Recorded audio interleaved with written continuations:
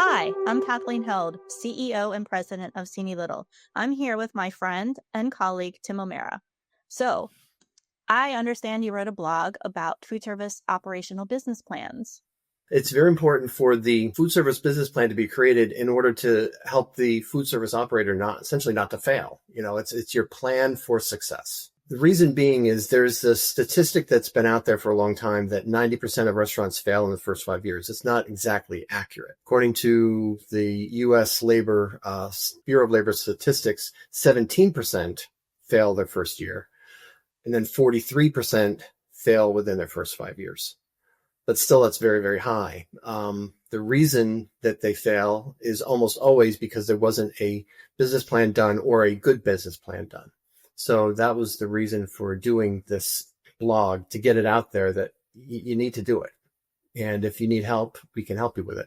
Anyone that knows me knows I love a business plan, and every operation needs a good roadmap to get the most set on their way. Can you tell me a little bit more about why it's important to set off with a great business plan before you jump into your operation? The key is that most people that open a food service operation, they don't really know what they don't know. They think it'll be much easier than it ends up being. They think it'll be much less expensive than it ends up being. That is a huge driver for failure. For example, at Cini-Little, for example, we do incredible designs. Our designers do wonderful designs, but they need to design for something that was planned well. So our clients, and that's why we at Cini-Little, we always look to have our clients understand that they really need a good business plan before the design starts. So the design is designed for something that will succeed. So the key is for a business plan is essentially three major parts. And what that is you essentially have to start with your market research to make sure that you're going after the right market niche or niches, that you understand what you're going for, because that market research will then drive what your program is. And then that program in turn drives what your financial performance is. Everything goes back to money, right?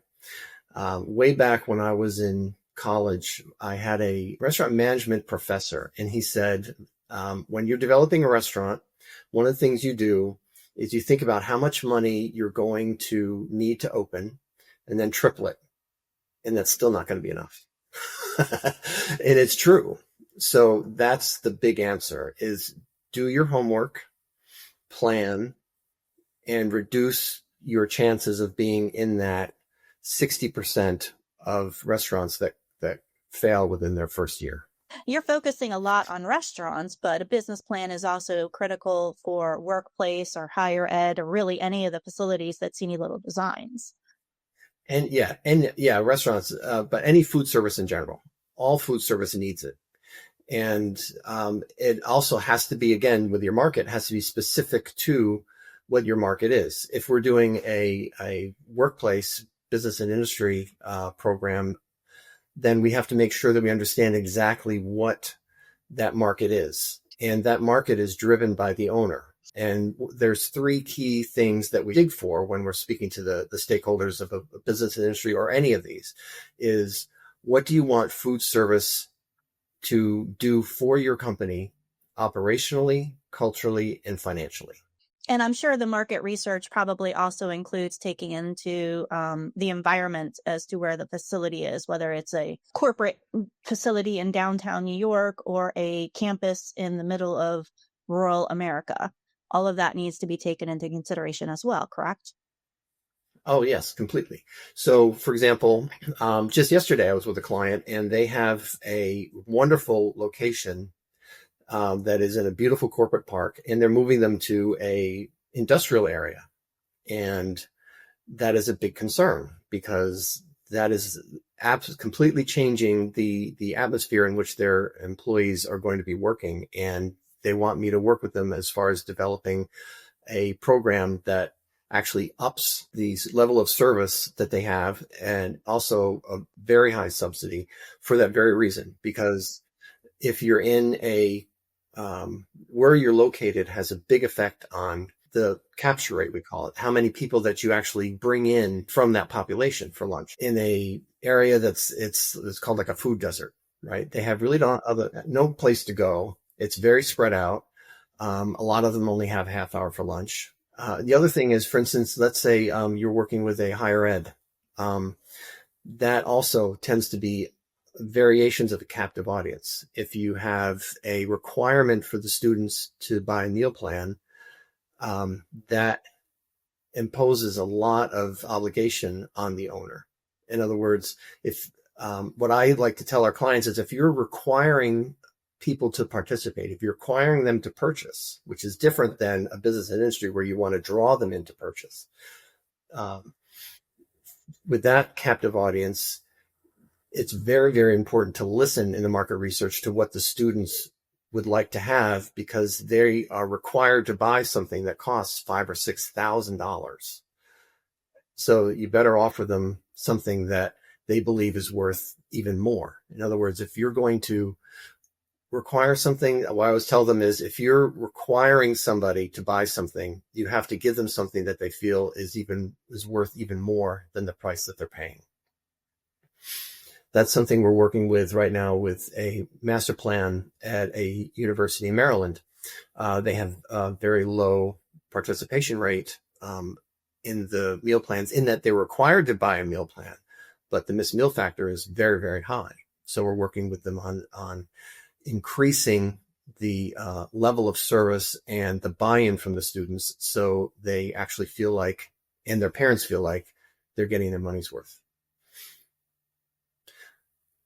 So market research is extremely important. The next phase is the programming. So what you're doing is when you find out with the market research what it is that your niche market is, or niche markets are, your target markets, what they want, and then you say, okay, based on what I've heard and what I've learned, this is what the program should be, right? And that helps drive the recommendations for operating hours, concepts, service level, types of menu items or not, made to order, to go, all those types of things. Lots of variables. Again, those are drivers for the program, are the drivers for the design, right? So once a good program is done, our designers can jump in and start drawing to meet the needs of the market that we've determined. So I know part of it is also the pro forma development. Do you want to talk a little bit about that? Oh yeah, because everything comes back to money, right? It's if you fail, it's because you didn't bring enough money to cover your expenses. That's back to my professor, who was very, very salient when he said, again, triple what you think you need and go further. And it is true. So the pro forma is huge. And what's very important is to actually have a very good idea. When I talk about pro forma, what we're looking at is developing a theoretical profit and loss. That's what we mean by a pro forma. We recommend a revenue that is derived from the anticipated capture rate by meal period. The menu will drive the anticipated average check, and that gets you your revenue. Revenue is key, right? So you have to understand what your revenue is, and then you can work on your expenses. The most expensive line item for food service is always labor. It's generally 45 to 60%, right? So once you have your revenue, then you start figuring out your labor, what your labor cost is, and you also look at what your food cost should be. Your food cost is directly related to the type of menu, the quality of menu items, and the subsidy level that is going to be in place. So for instance, if you have no subsidy at all, your food cost should be about 30%. If you have a very high subsidy, your food cost could be 50 to 90%. But it has to be in line with what the program has laid out. Let's pause for a second. I have a question for you. So let's talk about how labor could affect a kitchen design and how a kitchen design can affect labor. Because, all of what you're doing in the business planning is really to help us get to a design that meets the operational needs. And part of that is smart just designing so that labor isn't wasted, correct? Exactly. So the labor part drives design in that whatever concepts are going to be in place and the level of service have a direct effect on the amount of labor that's going to be needed and how it's designed. So for example, if you're doing a business and industry cafeteria and servery, if the client wishes to have a lot of made to order, for example, and a lot of choices of made to order, and let's say you've got that over 3 different stations, for example, you've got made to order deli, you've got made to order grill, and you've got made to order specialty. That drives higher labor because you need more bodies there, right? So again, that's why with the business plan, it's very important to get a handle on your labor. Because you need to know how many people are necessary to meet the needs of that program. And that also goes into peak demand as well, which is part of the business plan. The peak demand. So we look for the peak demand because we want to make sure that that peak demand can be met. And we talk about peak demand, we talk about the busiest meal period of the week. We're not talking about Easter brunch or Mother's Day brunch, that once a year thing, twice a year thing. We're saying, okay, if you have a corporate facility and most people are on site on Wednesdays, your peak is Wednesday lunch. Okay. So that Wednesday lunch is what drives the size of what's needed. The programming needs of the facility. So, yep, that drives it. Also, the type of food service that is going to be offered drives it. So, for example, if it is going back to the made to order type thing, that means that there's a lot of work that's being done in the servery. So when you're determining the square footage allocation of what needs to be where, you're going to have more allocated to the servery. The front of house space. And front of house in the kitchen. Versus the kitchen. Because so much work is being done out front. You'll have chopping and all that done in the back, but the actual finishing and done, food being done and served is in the servers. So that division of space is also determined by the program. Also for the dining is also important because we need to know how large that dining space needs to be. And that is driven, again, by the program in that if, let's say you're doing a K through 12, right? That's easy. That's 12, 13 square feet per seat. Little kids. And a lot of them are the long tables, sort of like Hogwarts, right? If you're doing a standard cafe, it's 18 square feet per seat for adults. If you're doing seating that has some mixture of lounge space and or soft seating, then you go to 20 or 22 square feet per seat, right? So again, it all depends on, everything depends on the program, right? That is also how we set up design for success, because we tell them exactly what is needed where. Even in the kitchen, we will subdivide our recommendations for space within the kitchen to meet the demand. So for example, for K through 12, that kitchen would have very heavy amount of walk-in space, because of all the milks, for example, right? And you would have a lot of combi ovens and very little fryers because you don't fry food for kids generally. You would have a lot of ambient space because there's so much paper goods that are needed. For a high-end law firm, for that lunch, it's different. A lot of prep space, a lot of cold prep space. Not as much walk-in freezer space because very little stuff comes in that's frozen. It's all fresh and it's done on site every day. Another thing to consider is where it's located. As you mentioned earlier, Kathleen, if it's rural, they may not have deliveries every day. They may have deliveries every 2 or 3 days. So delivery the delivery schedule matched with the menu drives how much space is needed as far as cold and ambient storage, for example. Hospitals, that's another one. Hospitals, it's completely different because they generally have very, very tight space, and they have 2 or 3 different lines going at the same time. And they can also have, I've seen up to 22 different recipes for one menu item. So you have to account for that as far as ingredient storage and production. Yeah, that's a market segment you haven't spoken much about, is the healthcare environment and the challenges that are required with the nutritional complexities of the patients, as well as the retail space within a hospital. Right. And that's 2 completely different worlds, right? And often in a hospital, the kitchen has to meet both requirements. So that takes a lot of questioning on our end to make sure we understand exactly what they want. Do they have a kitchen just for tray service for patient meals, or do they have a combined kitchen that also supports the cafeteria? Do they have specialized menus or delivery service, which is different? They call it, doctor's meals, which is essentially catering.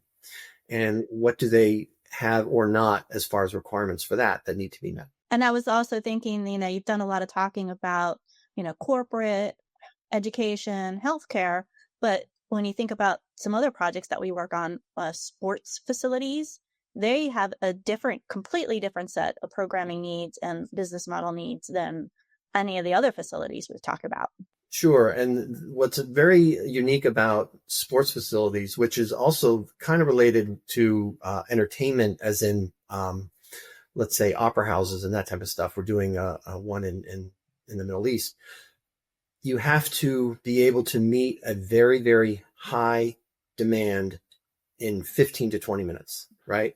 Whether it's halftime at a game, or it's intermission at a opera or an orchestral performance.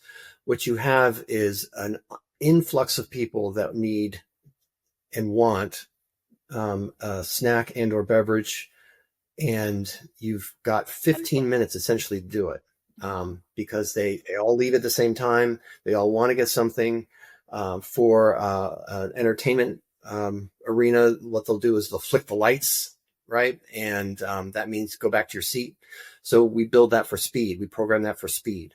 And that is all about programming for production, mass production ahead of time, loading up concession stands and concession areas where everything is pretty much pre-made and ready to serve, whether that is popcorn or something quick for a football game, or something as really specialized as tapas or crudité in a small bento box at a high-end performing arts center. Also beverages, right? We always keep on top of the latest equipment and the latest innovations at Cini-Little. And one of the things that we've taken advantage of with these is beverages, high-end beverages that are pre-made in cans and bottles. So at a performing arts center, for example, we can have really nice pre-made cocktails that can be essentially handed over the counter, chilled, and you don't have to wait for a bartender to make that drink, right? Or individual sized wine, champagne that you don't have to wait for them to open the bottle, pour it, and so that helps a lot. It also spills over to the hospitality industry, right? Where we can help maximize revenue programming for a hotel, where in the past, you really were limited because you would have to go to the bar, get a drink. They would put in a plastic cup and so on and so forth. Again, with these disposables and these high-end cans and bottles, you can go to a pool bar at a hotel, get it, go to your seat, and it's quicker and it's high-end, and you have a higher check average. All helping with the business plan and maximizing that revenue. Yeah, and another element that, you just reminded me of that has been very popular, especially post-COVID, is the opportunity to order ahead and pick it up, which has really changed the dining environment and landscape in a lot of the projects that we work in. You know, Everyone has instant gratification needs. So what are some of the things you're doing to with the programming and the elements of a facility to take into consideration the fact that people are ordering on the app and don't want to wait in a line when they get there to pick up their meal items? Well, I have a great example of that. There's a university in downtown Chicago that I did work on last year for programming, and they had that problem in that it's not a typical university in that they have 50-minute or 90-minute classes. They have 4 to 5 hour classes and long labs. So what happens is that the professor will give them a break for 15 minutes within that 6 hours, and they all rush to get food. So what we put in place was maximizing an app that allowed them to order ahead of time so they could pick it up when it was ready for them, and also put in lockers, hot, cold lockers that allow the food to be of the correct temperature when they pick it up. Great. So that was a major improvement for their program and for the student satisfaction. Yeah, I love the fact that oftentimes we get asked to design some amazing spaces, but the challenge is that we haven't been brought in early enough to help define those spaces. So this is such a critical part of what we do. Thank you, Tim. Yep. And that's what sets us apart, I believe, as a consulting firm, because we do that. Yes, I agree.